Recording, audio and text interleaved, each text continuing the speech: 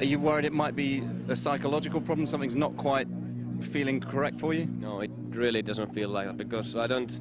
Yeah, I could take it steady and just take the points, but for me it just, you know, makes me look stupid, and you know, I'm really trying, and I would rather just have the speed and go off the road and be driving like this.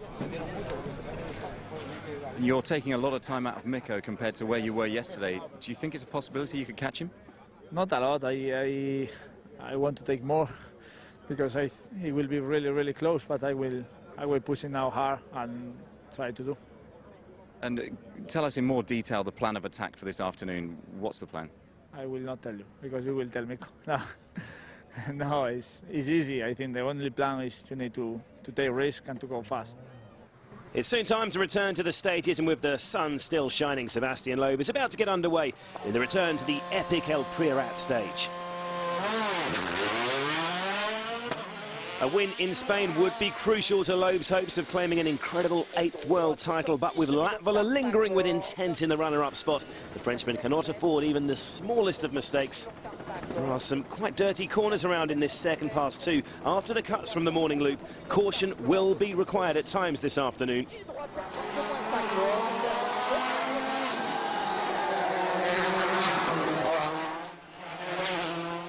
But worryingly for Loeb, he can't afford to be too cautious, because Latvala is beginning to enjoy himself on the Catalan asphalt. The extra tuition Jari has had from circuit racing experts will have been particularly useful on these wide-flowing Spanish roads. And incredibly, once again, Latvala is marginally quicker than Loeb through the early split times.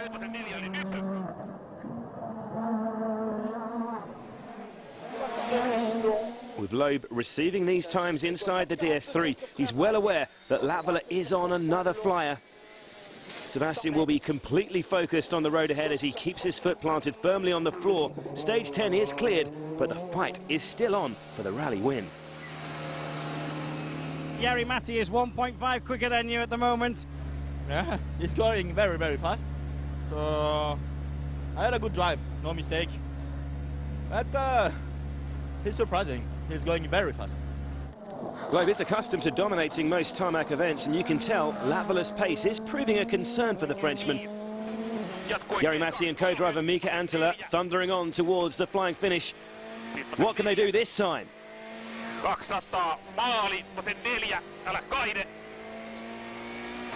Wow, this is incredible stuff from the four-man. More than 3 seconds quicker than Loeb. Once again, the tarmac master is beaten.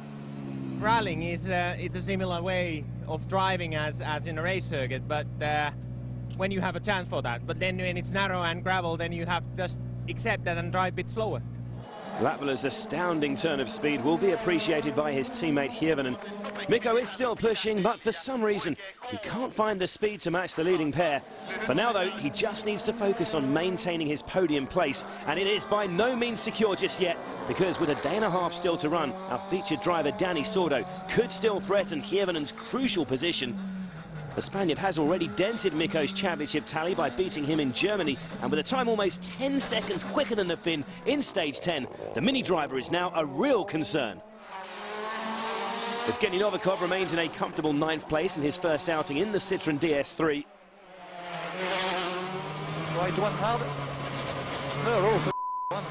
But there is a scare in here for the 21-year-old. He's picked up a puncture near the finish, but he's decided to keep driving on it. He does make it through to the finish, but there's dramatic scenes here with the burning rubber catching fire. Matt Wilson is behind Novikov in the final point-scoring place. Despite the Russian losing more than a minute with that puncture, the Brit is unable to make much of an impact on Novikov's advantage. The gap between them also stands at more than a minute. Latvala's charge has seen the gap to the leader fall to within 30 seconds for the first time today, while Hirvonen will be becoming increasingly concerned with the advancing Dani Sordo. The gap between 3rd and 4th now stands at just over 37 seconds. And the local star has 2 more stages to chase Hirvonen on this second afternoon. We'll be back with the rest of the action from day 2 in Spain in a few minutes.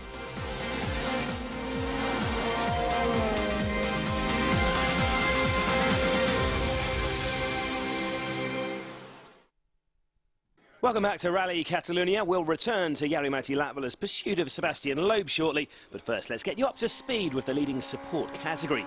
And it's all very tight at the top of the SWRC standings. Nasser El-Attiyah has had a horrible run of luck in 2011, but the Qatari driver started the second day in the top spot, although only by the smallest of margins.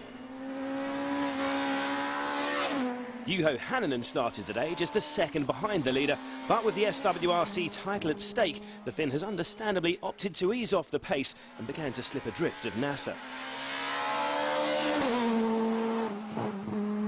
WRC Academy title hopeful Craig Breen has shown terrific pace on his SWRC debut, but a broken drive shaft on the opening stage left the Irishman with only two-wheel drive for the rest of the morning. He slipped from third to fourth. Craig, last night you were full of optimism, but it started to ebb away. What exactly has gone on this morning? We've broken a rear right drive shaft, maybe 7 or 8k into the first stage. Obviously been 45k, we dropped a minute and a half, but I can tell you it was going to be a good time, and I'm just so disappointed that we didn't get the short, and we've just lost bundles of time in the last two stages. But we're still here. You know, I need to show some good speed after service when we get it fixed. Breen's problems allowed Martin Prokop to move back into the podium places. If Hänninen hits problems, the Czech driver still has a mathematical chance of claiming the title. A setup too aggressive for the morning stages was changed in the midday service, and Martin has shown good pace in the afternoon loop. With just one day remaining, though, it is Juho Hänninen who's on course to claim the title. The Skoda driver goes into the final overnight break within touching distance of the 2011 SWRC crown. What will you be thinking this time tomorrow if it all goes well? Oh, it's long day, long way for that. So no, maybe it's now better to think how I'm able to sleep next night. With Nasser going off the road briefly in the afternoon, Juho could also finish off his season in style. There's now just 0.4 of a second between the top two, with Prokop still in third place. All very tight in the SWRC then, while at the sport's top level, for once the all-conquering Sebastian Loeb isn't having it all his own way in Spain. As possibly the greatest sealed surface driver ever, the Frenchman has become accustomed to leading from the front on asphalt events. He's quicker than Latvala in stage 11, but only by 0.2 of a second. Danny Sordo proved the Mini has real pace on tarmac last time out in France, and as the only driver to come close to Loeb in Spain in recent years, much was expected of Danny on these roads. The Spaniard has a terrific run through stage 11 and claims his first stage win in Spain in the Mini, and makes almost 5 seconds up on Hirvonen. There's just 3 points between the top three drivers in the title race, remember. So if Loeb can hold on, this would be one of the most important victories of his career. He's not having an easy ride, though, with Latvala maintaining the pressure. The Frenchman needs to keep pushing.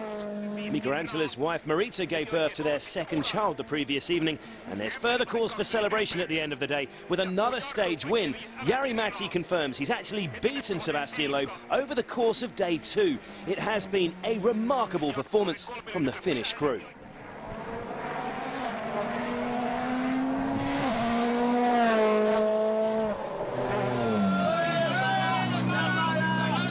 Been probably the best day of my career on tarmac ever now, especially when Sebastian Loeb been there and been fighting in Catalonia. So it is okay. I haven't been able to catch him so much, but still I need to be pleased for my day. What can you do tomorrow? Pressurize him. Latvala's teammate Hirvonen, meanwhile, has finally been spurred into action after Sordo's stunning turn of speed in stage 11. Mikko saves his best performance of the day until last, taking almost 5 seconds back from the Spaniard. It's Latvala, though, who is undoubtedly the driver of the day. Loeb's lead has been trimmed to 27.6 seconds going into the final leg. Sordo remains over 37 seconds behind Hirvonen's third place. Sébastien Ogier rounds off the top 5. And a welcome spectator today was Spanish Formula 1 driver Jaime Alguersuari, enjoying his first taste of the WRC. I was out with a helicopter today, and I couldn't expect much more, really. It was amazing how the cars go so fast on the streets, and the people are so close to the cars. It's amazing. I was really impressed. You said you've not been taking any risks today. Jari-Matti Latvala has shown really impressive pace on tarmac. Will you step it up tomorrow? Tomorrow, you know, I don't have to now have 27-second lead, so I think if I need to slow down a bit, I can do it. But today I was just feeling well with the car. It's not because I said I didn't take risks that I was not pushing. I was pushing, but the feeling was good and it was no problem. So we'll see tomorrow. If we can keep the same feeling, it will be perfect. With the 2011 championship winding down to its thrilling conclusion, the final day of Rally Catalunya will be crucial. Can Loeb hold on for the win? Will Hirvonen hold off Sordo?